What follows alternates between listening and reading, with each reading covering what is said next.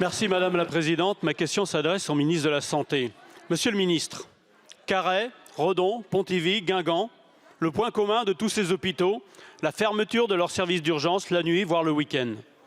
La population et les élus de Carhaix manifestaient samedi dernier dans les rues de Quimper. Les habitants du pays de Redon ont appris que la fermeture de services d'urgence est prolongée jusqu'au 6 novembre.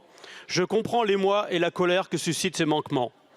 Selon le syndicat SAMU Urgence de France, 163 services d'urgence ont fermé au moins ponctuellement cet été. C'est catastrophique. Nous assistons à un manque criant de personnel médical, en particulier de médecins. Ceci conduit à mettre en danger nos populations qui ne peuvent plus disposer de services hospitaliers de proximité. Monsieur le ministre, quelles mesures envisagez-vous de prendre pour que cette situation ne se renouvelle pas et que les services hospitaliers puissent fonctionner en mode non dégradé dans l'intérêt des patients et des personnels ? La plupart du temps, et pour ne pas dire tout le temps, les raisons qui ont conduit à ce système dégradé, c'est du manque de personnel. Nous avons donc pris des décisions fortes que la Première ministre a annoncées à Rouen, notamment l'augmentation de 25% du travail de nuit. C'est un des points essentiels de l'attractivité.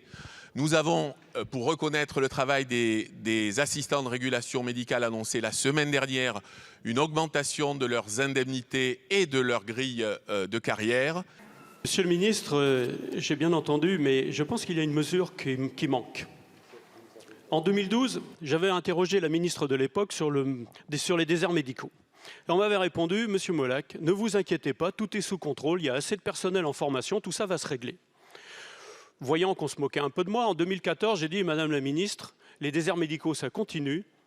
Vous devez faire un effort particulier, et en particulier sur le numerus clausus. En 2021, le numerus clausus est devenu numerus apertus. Vous l'avez augmenté de 20%. C'est bien, mais c'est insuffisant. Tout le monde le dit.